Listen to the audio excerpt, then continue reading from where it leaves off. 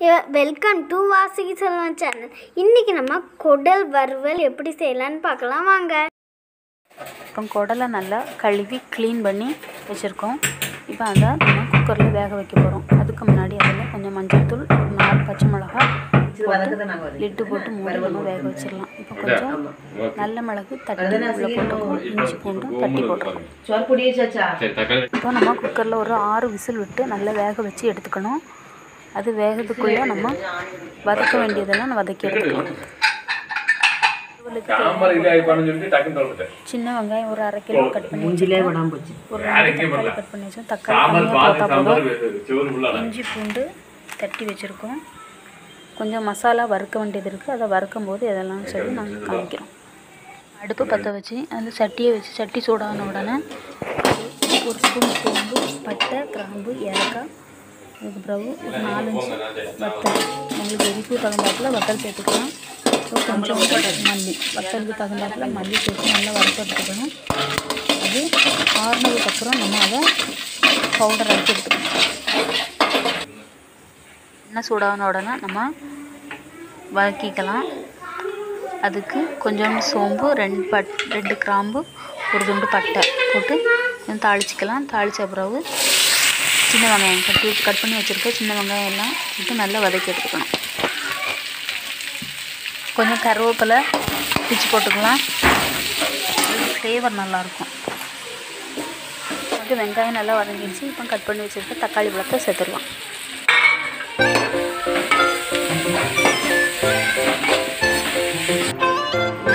Very good.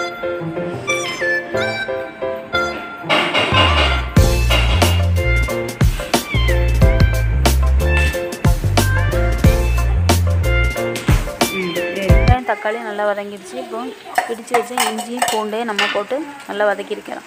அதோட பச்சை வாசனை போகிறது வரைக்கும் நம்ம வதக்கி எடுத்துக்கணும்.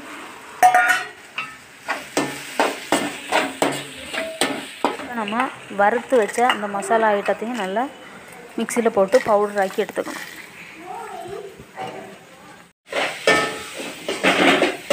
எல்லாத்தையும் நம்ம பவுடர் பண்ணி எடுத்தாச்சு.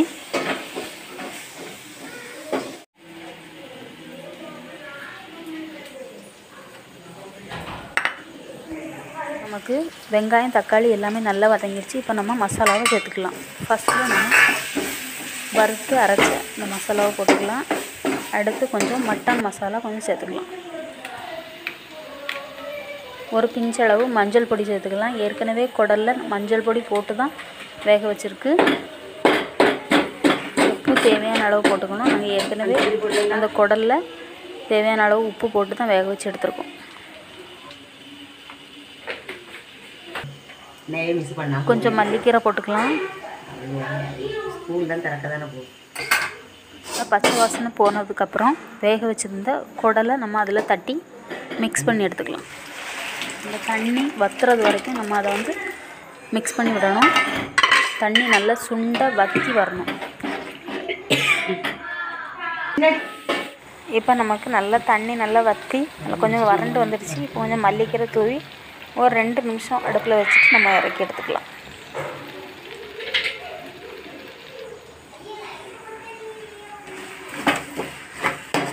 இப்போ குடல் வறுவல் ரெடி ஆயிடுச்சு.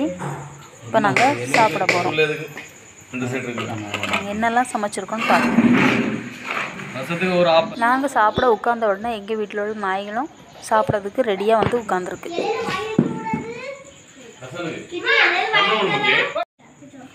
இப்போ நாங்கள் சாப்பிட போகிறோம்.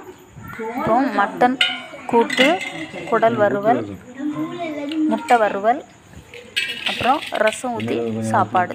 இந்த வீடியோ உங்களுக்கு பிடிச்சிருக்கோன்னு நினைக்கிறேன். இந்த வீடியோ பிடிச்சிருந்தால் லைக் பண்ணுங்கள், ஷேர் பண்ணுங்கள், கமெண்ட் பண்ணுங்கள். வாசுகி செல்வன் சேனலுக்கு சப்ஸ்கிரைப் பண்ணுங்கள். பக்கத்தில் இருக்க பெல் ஐக்கானையும் கிளிக் பண்ணுங்கள். பாய்.